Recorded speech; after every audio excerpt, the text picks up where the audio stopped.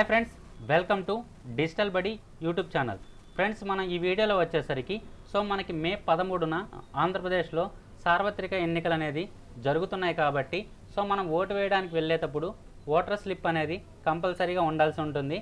దీనికి అందులో వచ్చేసరికి మీ యొక్క ఓటు అనేది ఏ పార్ట్ నెంబర్లో ఉంది, ఏ సీరియల్ నెంబర్లో ఉన్నది ఓటర్ స్లిప్లో ఉంటుంది కాబట్టి మీరు ఓటు వేయడానికి వెళ్ళేటప్పుడు ఓటర్ స్లిప్ అనేది కంపల్సరీగా ఉండాలి.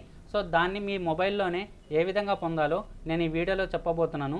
వీడియోని కంప్లీట్గా అయితే చూడండి, నేను సింపుల్గా చెప్పేస్తాను. విద్య మరియు ఉద్యోగ సమాచారం ఎప్పటికప్పుడు పొందడానికి డిజిటల్ బడి యూట్యూబ్ ఛానల్ని సబ్స్క్రైబ్ చేసుకోండి. అలాగే ఈ వీడియోని లైక్ చేసి మీ ఫ్రెండ్స్ అండ్ ఫ్యామిలీ మెంబర్స్కి తప్పకుండా షేర్ చేయండి. మీ యొక్క ఓటర్ స్లిప్ని మీ మొబైల్లోనే పొందాలి అనుకుంటే మీరు మీ మొబైల్లో మెసేజెస్ ఓపెన్ చేసి మీరు ఏం చేస్తారంటే ఈసీఐ అని టైప్ చేసి తర్వాత మీరు స్పేస్ ఇవ్వండి.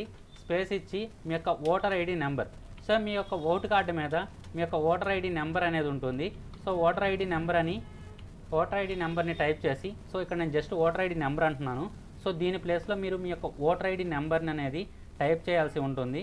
ఇంకేమీ టైప్ చేయొద్దు. ఈసీఐ స్పేస్ ఇచ్చి ఓటర్ ఐడి 0 నెంబర్కి మీరు మెసేజ్ చేసినట్లయితే మీకు మెసేజ్ మరలా ఈ విధంగా వస్తుంది. మీ నేమ్ అలాగే నెంబర్. మీరు దీన్ని తీసుకువెళ్ళైనా కానీ మీ యొక్క ఓటు హక్కును అయితే వినియోగించుకోవచ్చు. అందరూ తప్పనిసరిగా మీ యొక్క ఓటు హక్కుని వినియోగించుకోండి. ఈ వీడియో మీకు నచ్చినట్లయితే లైక్ చేయండి, షేర్ చేయండి. అలాగే విద్య మరియు ఉద్యోగ సమాచారం ఎప్పటికప్పుడు పొందడానికి ఈ ఛానల్ని సబ్స్క్రైబ్ చేసుకోండి. Thank you.